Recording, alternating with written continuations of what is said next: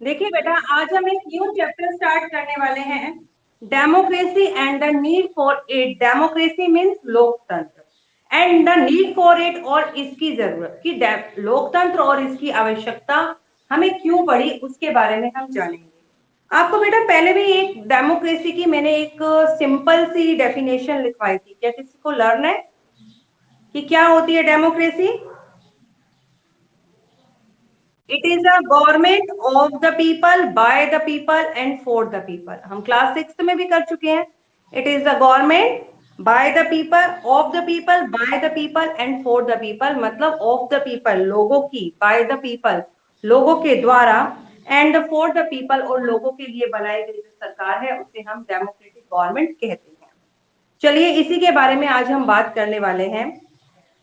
Democracy is a form of government. Democracy यानी कि लोकतंत्र सरकार का ही एक रूप है, इन विच जिसमें people freely participate in their governance of the country.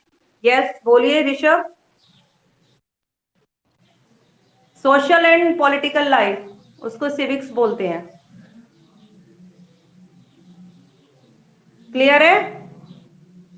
Rishabh तुम्हारा नाम मैंने नोट नहीं किया, अभी मुझे अपना नाम नोट करवाना, ठीक है? Democracy is a form of government in which people freely participate, जिसमें लोग फ्रीली आजादी से स्वतंत्रता पूर्ण भागीदारी या भाग लेते हैं, पार्टिसिपेट करते हैं in the governance of the country. जो सरकार की गवर्नेंस, सरकार काम करती है, सरकार के काम करने के प्रशासनिक तरीके में लोग भाग लेते हैं। आपने देखा लोग वोट डालकर अपने प्रतिनिधि को चुनते हैं, सरकार के प्रति विरोध जताते हैं, रैलीज निकालते हैं, धरने करते हैं। इन सब के बारे में हमने क्लास 6 में पढ़ा है। दे इलेक्ट देयर रिप्रेजेंटेटिव्स। रिप्रेजेंटेटिव्स क्या होते हैं? प्रतिनिधि। मतलब उन्हीं के द्वारा, जिन लोगों को उन्होंने वोट डालकर चुना, जो व्यक्ति हमने कई लोगों को वोट डाले, लेकिन जिसके सबसे मैक्सिमम वोट हुए वही विनर हो गया, और जो विनर है वो हमारा रिप्रेजेंटेटिव कहलाएगा। तो जो पीपल है इलेक्ट देयर रिप्रेजेंटेटिव, अपने रिप्रेजेंटेटिव को चुनते हैं, to govern on their behalf, जो कि उनके बिहाफ पर अब सरकार चलाएंगे।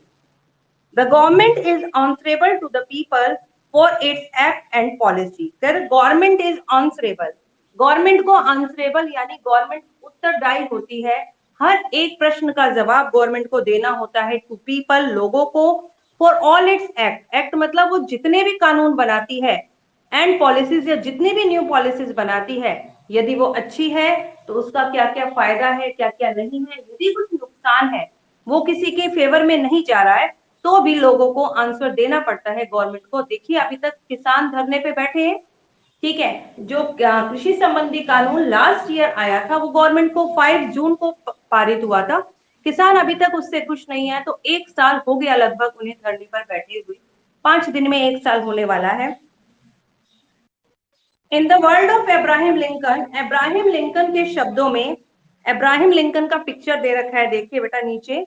अब्राहम लिंकन एक व्यक्ति का नाम है, हाँ जी, अमेरिका के। क्या है ये? इन्होंने लोकतंत्र की डेफिनेशन दी हमें, इन्होंने बताया है, जो सिंपल सी डेफिनेशन आपने लर्न की है ना, ये उन्हीं की है। क्या है? It is the government of the people, ये लोगों की सरकार है, बाय द पीपल लोगों के द्वारा बनाई गई सरकार है, एंड फॉर द पीपल और लोगों के लिए बनाई गई सरकार है, ठीक है। बिहाफ, उनकी जगह पर। मतलब अब जैसे मैं नहीं जाऊं, कोई मेरे को कहीं पर जाना है, कोई मीटिंग अटेंड करनी है, मैं किसी कारण नहीं कर पा रही, तो मैंने अपनी जगह किसी व्यक्ति को भेज दिया, वो मेरे बिहाफ पर काम करेगा। अब पूरी देश की जनता गवर्नमेंट को नहीं चला सकती मिलकर, इसीलिए वो अपने रिप्रेजेंटेटिव को चुनते हैं, और वो रिप्रेजेंटेटिव हम लोगों के बिहाफ पर आगे सरकार को चलाते हैं, ठीक है। हम अपने क्षेत्र से एमपी चुन लेते हैं, एमएलए चुनते हैं, तो वो हमारे ही बिहाफ पर काम करते हैं। In the western world the idea of the democracy, in the western world यानी कि वेस्टर्न जो पश्चिमी देश है ना, उनके अनुसार ये जो आइडिया ऑफ डेमोक्रेसी, लोकतंत्र का जो आइडिया है, developed in the Greek city state of Athens. ये ग्रीक सिटी है, कहां पर? एंथिस एक नाम है वहां का, वहां पर ये डेवलप हुई थी। कब? 10,000 बीसी से 323 बीसी तक। बीसी मीन्स बिफोर क्राइस्ट, बता रखा है ना आपको, ईसा के जन्म से पहले के साल हैं। रिवर्स काउंटिंग में क्यों लिखा? क्योंकि ईसा के जन्म के साल जो है वो बैक चल रहे हैं ना। आगे देखिए, डेमो जैसे अब ईसा का बर्थ हुआ, ये ईसा का बर्थ किया है, यहाँ से 1 2 3 काउंटिंग स्टार्ट कर दी, यहाँ आ गया 323 और यहाँ आ गया 1000। तो सबसे पहले 1000 आया होगा ना, ये इधर वाले हैं, इधर वाले, ये हो गया 323, ऐसे कर 1000। ये जो टाइम पीरियड है इसकी बात कर रहे हैं, तो इसलिए बैक में इन्होंने लिखा है 1000 बीसी से 323 बीसी। ठीक है। Democracy is derived from the two Greek word democracy drive. Democracy जो शब्द है वो निकला है दो ग्रीक शब्दों से, जिसका नाम है डिमोस। डिमोस का मतलब होता है meaning people, Deimos meaning people, and the cratic means rule. Democratic है ना, डेमो का मतलब demos means people and क्रेटिक means rule. Rule मतलब शासन, लोगों का शासन, यानी कि लोगों के द्वारा बनाई गई सरकार। इन द वेस्टर्न वर्ल्ड एक पश्चिमी शब्द है, द आइडिया। वेस्टर्न वर्ल्ड पश्चिमी विश्व के अनुसार, हमारे जो कंट्री है ना वो ईस्ट में है, जो आपके प्राइम मेरिडियन से वेस्ट कंट्री में जितनी भी कंट्रीज हैं, ठीक है, उन कंट्रीज को ये जो आइडिया है डेमोक्रेसी का वहां पर विकसित हुआ था ग्रीक सिटी एथेंस के अंदर 10,000 बीसी से लेकर 323 बीसी के अंदर। आगे देखिए, it means rule by the people. कह रहे हैं देखो, demo means people and the cratic means rule, इस means the rule by the people. इसका मतलब लोगों के द्वारा किया गया शासन। यहाँ पर लोगों का ही शासन है, क्योंकि लोगों ने ही तो उन लोगों को रिप्रेजेंटेटिव चुना है। एथेंस है डायरेक्ट डेमोक्रेसी, वहां पर प्रत्यक्ष डेमोक्रेसी है। डायरेक्ट डेमोक्रेसी क्या होती है बेटा? जहां पर लोग वोट डालकर अपने प्रतिनिधि को चुनते हैं, वही डायरेक्ट डेमोक्रेसी होती है। ऑल द फ्री सिटीजन, सभी के सभी जो नागरिक है वहां के फ्री सिटीजन है। फ्री सिटीजन क्यों लिखा उन्होंने? देखिए, with the expectation of slave. Slave जो दास है, दास को वहां पर फ्री नहीं माना गया, दासों को हटा दिया। वुमेन्स को एंट्री नहीं दी। एंड अलायंस, अलायंस होते हैं विदेशी लोग, और जो वहां पे विदेशी लोग लिविंग इन ग्रीक, जो कि ग्रीक में रहते थे, उनको हटाने के बाद बाकी के जितने नागरिक बच गए, had the right to make a law, उन सभी को अधिकार था कानून बनाने का। But it was limited democracy, लेकिन ये डेमोक्रेसी बहुत ही लिमिटेड है। Meant only for free citizen, क्योंकि ये सिर्फ फ्री सिटीजन के लिए है, इसमें देश के हर एक नागरिक को जगह नहीं मिली है। इन रोमन रिपब्लिकन और रोमन गणतंत्र में too there was some elements of representative democracy, कुछ ऐसे तत्व भी हैं जो कि रिप्रेजेंटेटिव डेमोक्रेसी को दिखाते हैं। Some of the public post were filled by the election, और उसमें कुछ पब्लिक पोस्ट ऐसी होती हैं जो कि इलेक्शन के द्वारा भरी जाती हैं। इलेक्शन किया जाता है, फिर उन पदों को भरा जाता है। It were the Romans who gave the idea of republican to the world। कह रहे हैं ये इट वर द रोमन्स, ये रोमन्स लोग ही थे जिन्होंने ये आइडिया दिया, किसका? रिपब्लिक होने का। ठीक है, विश्व को रिपब्लिक, गणतंत्र बनने का ये आइडिया किसने दिया था? यूरोप के लोगों ने दिया, रोमन्स लोगों ने दिया था। नो रूलर और डिक्टेटर, डिक्टेटर मतलब कोई तानाशाही, जिसके हाथ में पूरा का पूरा शासन हो, उसने जो नियम निकाल दिया उसको रोक टोक करने वाला कोई नहीं हो, वो होता है डिक्टेटर। या कोई ऐसा शासक who dare assume मतलब वो अपने आप को नहीं मान सकता royal title such as king, वो अपने आप को कोई ऐसा रॉयल टाइटल नहीं दे सकता जैसे कि किंग, क्योंकि डेमोक्रेटिक में कोई राजा नहीं है। क्या आपको पता है हमारी कंट्री का राजा कौन है? कोई राजा है? राजा तो है ही नहीं, क्योंकि हमारे देश में डेमोक्रेटिक है, एक रिपब्लिक है, रिपब्लिकन स्टेट है हमारा जो इंडिया, एक गणतंत्र है। गणतंत्र मतलब देश का सबसे बड़ा जो नागरिक है वो हमारे प्रेसिडेंट है, क्योंकि प्रेसिडेंट जो है वो देश की सबसे बड़ी पोस्ट होती है। इन मॉडर्न टाइम, आज के समय में, we have only indirect democracy, हमारे यहाँ पर सिर्फ इनडायरेक्ट डेमोक्रेसी है, अप्रत्यक्ष लोकतंत्र है। ऑल सिटीजन, सभी नागरिक, इलेक्ट देयर रिप्रेजेंटेटिव्स, अपने अपने प्रतिनिधियों को चुनते हैं, who make law for them, और वो फिर उनके लिए कानून बनाते हैं। यस, देखिए डायरेक्ट में सभी सिटीजन पार्ट ले रहे हैं, इनडायरेक्ट में हमने इनडायरेक्ट रूप से पार्ट लिया। अब हम लोग तो शासन नहीं कर रहे, लेकिन हमारे बिहाफ पर हमारे रिप्रेजेंटेटिव शासन कर रहे हैं, वो है इनडायरेक्ट। डायरेक्ट में क्या था? सिर्फ फ्री पीपल लोगों को, जो फ्री पीपल थे वहां के, जो स्लेव नहीं थे, वुमेन नहीं थी या कोई विदेशी नहीं था, उन सब लोगों को अधिकार था कानून बनाने का। क्या हमें अधिकार है कानून बनाने का? हम तो कानून नहीं बना सकते। हमने अपने बिहाफ पर जो पीपल चुनकर आगे भेजे हैं वही कानून बनाएंगे। तो यह है indirect democracy. Due to large size of the country, क्योंकि देश का साइज बहुत बड़ा है, एंड द ह्यूज पॉपुलेशन, और जनसंख्या भी बहुत ज्यादा है, direct democracy is not possible in modern time. इसलिए डायरेक्ट जो है डेमोक्रेसी वो तो पॉसिबल ही नहीं है। अब हमारी कंट्री को ही लीजिए, इंडिया। इंडिया में यदि डायरेक्ट डेमोक्रेसी को लेकर आए कि सभी लोगों को कानून बनाने का अधिकार हो, हमारी कंट्री की पॉपुलेशन है 130 करोड़। 130 करोड़ कैसे बात करेंगे हम उनसे? हर एक व्यक्ति कैसे उसमें पार्टिसिपेट कर सकता है? तो बहुत ज्यादा कंफ्यूजन हो सकता है। इसीलिए यहाँ पर डायरेक्ट नहीं, इनडायरेक्ट डेमोक्रेसी को चूज किया गया है कि लोग अपने रिप्रेजेंटेटिव को चुने, अब वो उनके बिहाफ पर कानून बनाएंगे। The concept of the idea of democracy did not develop in its present form all of a sudden। कह रहे हैं ये जो कॉन्सेप्ट, ये जो धारणा थी, किसकी धारणा? Idea of democracy. जो डेमोक्रेसी का आइडिया था, did not develop in its present form, ये जो आज प्रेजेंट फॉर्म में है, ये एकदम सडन नहीं पैदा हो गया, एकदम अचानक ये विकसित नहीं हुआ ये idea. It was gradual process, इसके लिए धीरे धीरे प्रक्रिया चली। वेरियस रेवुलेशंस, बहुत सारी क्रांतियां हुई, contribute to growth the democracy, जिन्होंने योगदान दिया ग्रोथ ऑफ द डेमोक्रेसी, लोकतंत्र को आगे बढ़ाने में। धीरे धीरे जब यहाँ पर देखा, जैसे आप हमारे इंडिया की बात लीजिए, पहले क्या था?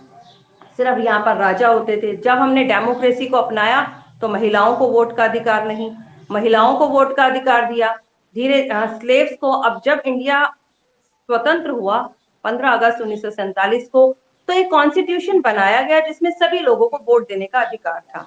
लेकिन पहले कंट्रीज में ऐसा नहीं होता था, हमें कोई वोट देने का अधिकार थोड़ी था।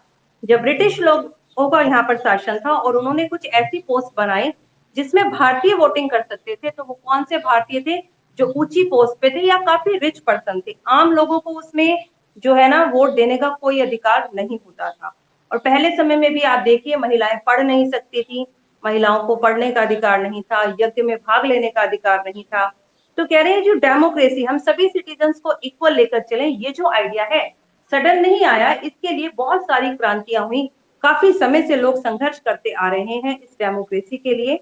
Number one, the glorious revelation of 1688 in England gave a blow to absolute rule of the king। Glorious revolution ये एक क्रांति का नाम है जिसको हम गौरवपूर्ण क्रांति कहते हैं हिंदी में। ये इंग्लैंड में हुई थी 1688 ईस्वी में। इस क्रांति में क्या हुआ, लोगों ने क्या किया? Gave a blow to absolute rule of the king. Blow to absolute का मतलब होता है, ब्लो मतलब उन्होंने हटाया, किसको हटाया? Absolute rule of the king, जो राजा का एब्सोल्यूट रूल था, मतलब राजा जो निरपेक्ष रूप से काम कर रहा था कि राजा ही देश के लिए शासन चलाएगा, उसको उन्होंने वहां से खत्म करने के लिए क्रांति की। It establish the rule of the law. जब ये क्रांति हुई तो इसके कारण किसकी स्थापना हुई? रूल ऑफ द लॉ, कानून के शासन की। ठीक है, इट मीन्स, इसका मतलब क्या है रूल ऑफ लॉ का? It mean that people would henceforth the govern by a set of the laws and not according to the wishes of the king. इसका मतलब हुआ henceforth कि अब से जो शासन किया जाएगा, जो प्रशासन का काम होगा, किसके द्वारा होगा? By set of known laws, कुछ जाने माने कानूनों के द्वारा जो बताए गए हैं। Not according to the wishes of the king, राजा की मर्जी के अनुसार काम नहीं होगा, अब कानून के अनुसार काम चलेगा। The glorious revolution transferred power from the king to the parliament. अब ये जो ग्लोरियस रेवल्यूशन थी जो कि आपकी 1688 में इंग्लैंड में हुई, इसके कारण क्या हुआ? Transfer the power from the king. राजा की जितनी भी शक्तियां थी वो ट्रांसफर हो गई पार्लियामेंट की तरफ। पार्लियामेंट बना दी गई, पार्लियामेंट में कानून बनाए गए, देश का शासन कानून के द्वारा चलने लगा। मींस वहां पर किसका शासन हुआ? Rule of law. Number two, ऐसे ही फ्रेंच में भी रेवोल्यूशन हुआ। द फ्रेंच रेवोल्यूशन ऑफ 1789, ये 1789 में आया। Upheld the idea of liberty, equality and fraternity. Liberty मतलब स्वतंत्रता, इक्वालिटी मीन्स समानता, एंड फ्रेटर्निटी मीन्स भाईचारा। और अपहेल्ड का मतलब होता है सही ठहराना। फ्रेंच रेवोल्यूशन जो 1789 में आया, उसमें इक्वालिटी, इक्वालिटी, लिबर्टी, आजादी और फ्रेटर्निटी, भाईचारे का जो आइडिया था उसको सही ठहराया गया कि सभी लोगों को स्वतंत्रता मिलनी चाहिए, सभी लोग बराबर होने चाहिए और आपस में भाईचारे के साथ रहें। It gave blow to the divine right of the king. इससे क्या हुआ, राजा के जो डिवाइन राइट्स थे, राजा को माना जाता था कि राजा के पास दैविक शक्तियां हैं, कि राजा को तो ईश्वर ने बनाकर भेजा है, वो हम पर शासन करेगा, उस शासन को हटाया गया। The revelation was directed against the inequalities that were present in the French society. ये जो रेवलेशन था, ये जो क्रांति थी, was direct against, ये स्पष्ट रूप से किसके अगेंस्ट थी, किसके विरोध में थी? The inequalities, जो असमानताएं, that were present in the French society, जो कि फ्रेंच सोसाइटी में, फ्रांस की सोसाइटी में विद्यमान थी, जो असमानताएं, उनके विरोध में ये क्रांति हुई। यस ऋषभ, बोलो, लिखती हूं अभी। Soon after the revolution, revolution के बाद a constitution was made which gave many civil and the political right. Soon after the revolution, revolution के बाद ही अ कॉन्स्टिट्यूशन वाज मेड, एक संविधान बनाया गया, which gave many civil and the political right to the French people, जिसने French के लोगों को कई राजनीतिक और सिविल अधिकार प्रदान किए। जैसे कि अब हमारा संविधान बन गया, लोगों को कई अधिकार प्रदान किए गए, उनके लिए कई कानून बनाए गए, ऐसे ही फ्रेंच में भी बनाया गया। The constitution began with the declaration of the right of man and citizen. तो ये कॉन्स्टिट्यूशन स्टार्ट हुआ विद द डिक्लेरेशन, उसमें घोषणा की गई द राइट ऑफ मैन, की मानव मैन के क्या क्या अधिकार है, एंड सिटीजन्स, और वहां के नागरिक के क्या क्या अधिकार हैं। France become a democratic Republic after the revolution, और फ्रांस में जब ये क्रांति हुई उसके बाद ये एक लोकतांत्रिक गणतंत्र बन गया। तब तक यहाँ पर राजा का शासन था।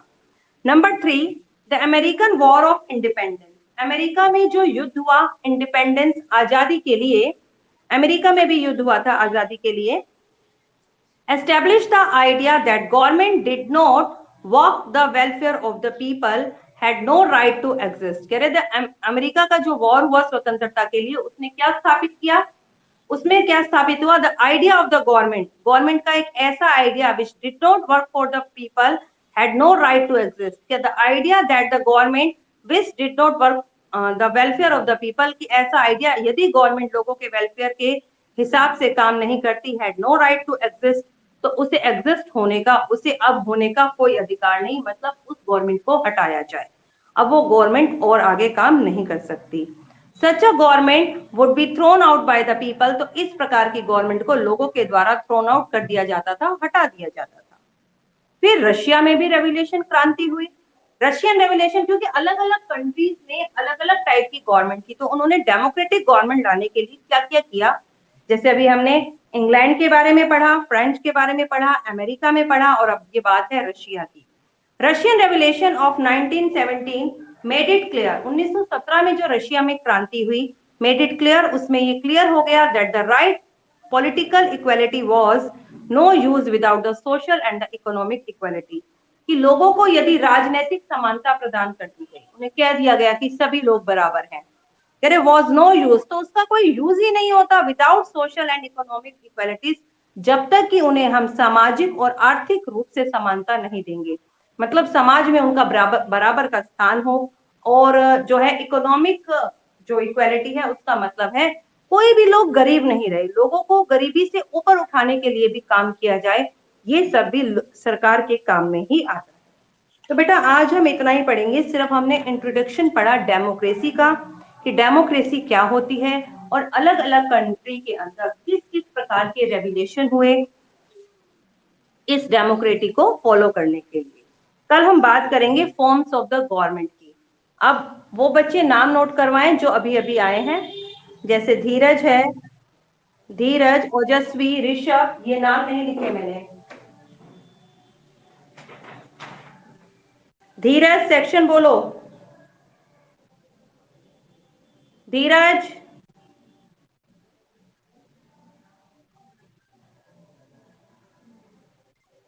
ओजस्वी, A1। मैंने यहाँ ट्विंकल को भी देखा, twinkle,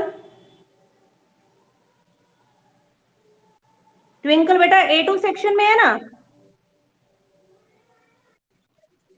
A2। Rishabh, Rishabh A2 में। और कोई बच्चा जिसका नाम नहीं लिखा मैंने? हिमांशी, लिवेश, प्रशांत, हिरांशु, आशु, ऋषभ, भूमिका, दिशा, लक्षिता, तनिष्का, ओजस्वी, गुरप्रीत, धर्मेंद्र, हर्षित, अक्षय। कुछ बच्चों ने लीव कर दिया है। चलिए, आप मुझे वन बाय वन अपना काम दिखाएंगे। नुपुर, नुपुर कहाँ पर है बेटा? आप मुझे दिखाइए। चैप्टर नंबर 4 आप मुझे दिखा चुके हैं, चैप्टर नंबर 5 दिखा दो। जल्दी ओपन करो। नुपुर के बाद भूमिका नो कर लेगी ऑन।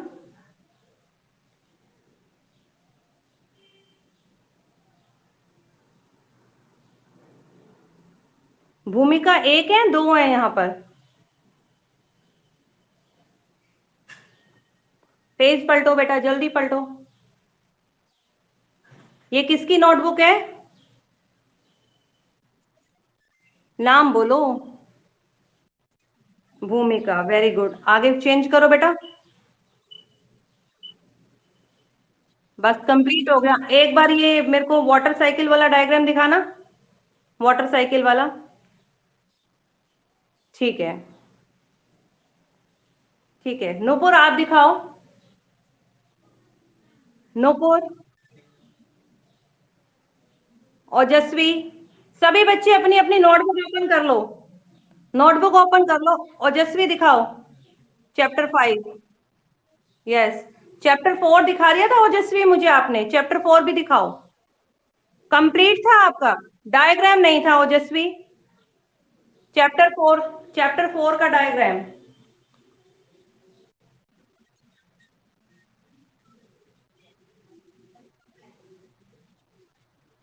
नहीं आप कहाँ पर आए हुए हो आप?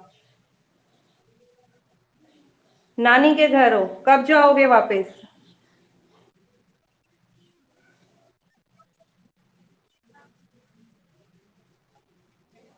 मैं आपका चैप्टर 1 to 3 कंप्लीट है। और 5? 5 दिखाओ मुझे। दिखाओ, दोबारा दिखाओ। बोलो बेटे।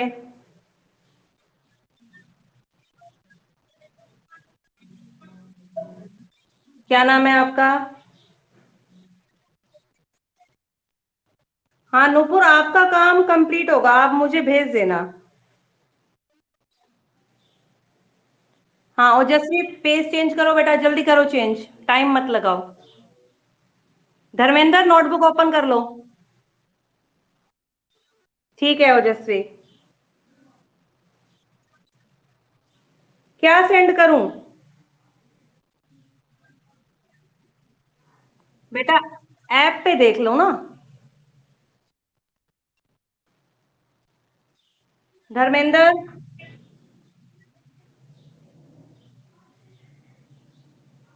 धर्मेंद्र, फर्स्ट चैप्टर है ना ये, पेज पलटो। फर्स्ट चैप्टर चेक है आपका? यस, पेज चेंज, पलटो, पेज पलटते जाओ बेटा। यस, 2 नंबर निकालो। चैप्टर नंबर 2 कंप्लीट नहीं है? धर्मेंद्र, माइक ऑन करो। चैप्टर नंबर 2 कंप्लीट नहीं है आपका? तो कब करोगे? आपके पास काम है? मेरे पास व्हाट्सएप मैसेज भेजियो, मैं दूंगी तुझे, और मुझे दिखाइयो कल कितना पूरा हुआ है। ओके। हर्षित, हर्षित, सेक्शन A3 दिखाइए नोटबुक।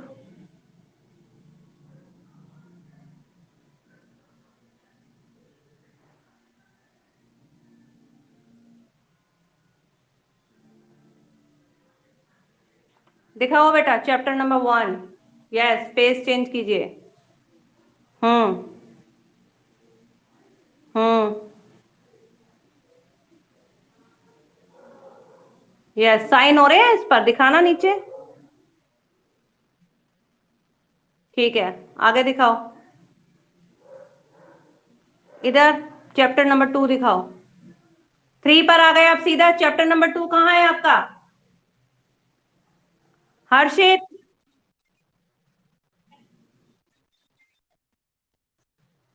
दिखा मेरे को। 3 दिखा तू।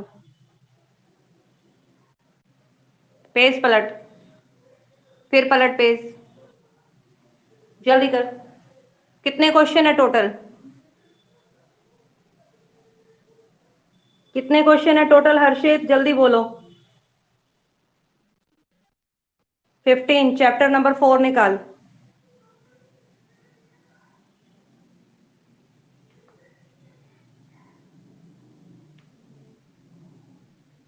पेज पलटो। यस।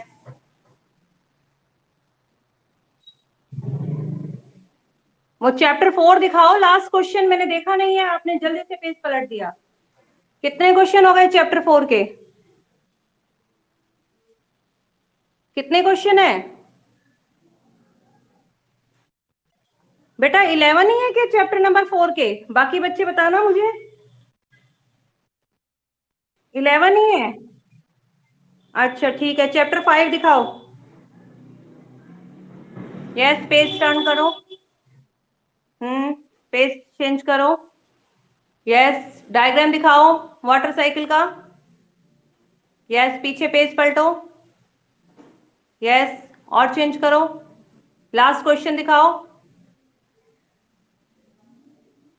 अच्छा, ये बीच में कर दिया आपने? टोटल कितने क्वेश्चन कर रखे हैं?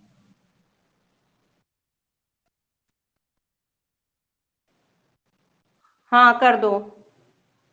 ये आपने बीच में कर दिया इस क्वेश्चन को। हर्षित, कल देखूंगी मैं आपका चैप्टर नंबर 2।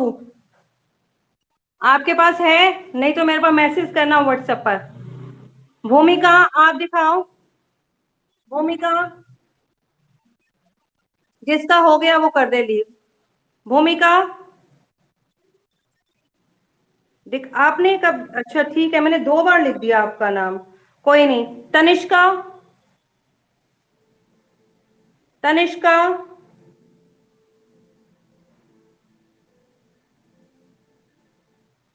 लक्षिता, दिखाओ बेटा फटाफट। लक्षिता, कितने चैप्टर तक चेक करवा चुकी हो?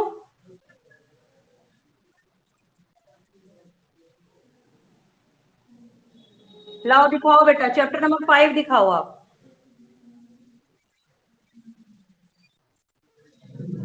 कब बनाओगी? मैं कल चेक करूंगी आपका। दिशा, आप दिखाओ। चैप्टर 4 तक तो कंप्लीट है ना? दिशा, आप दिखाओ। लक्षिता, माइक बंद करो। किसकी किसकी नोटबुक है ये? दिशा की? लक्षिता, कितने चैप्टर तक पूरा हो गया? दिशा, नोटबुक दिखा रहे हो आप?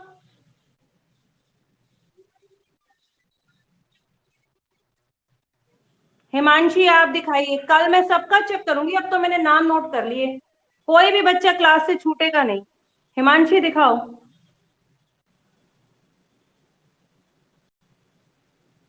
हिमांशी, चैप्टर नंबर, हाँ पेज पलटो बेटा। डायग्राम्स रहते हैं। और दिखाओ।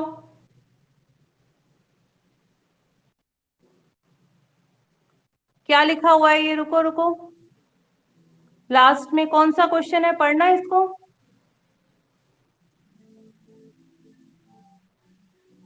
इसका ये चैप्टर। अच्छा, फिशिंग ग्राउंड। फिर पेज क्यों छोड़ दिया आपने? ये तो बेटा, हर दिन का काम कोई अलग थोड़ी ना शुरू करना है हमने। चलो, पेज पलटो, दिखाओ।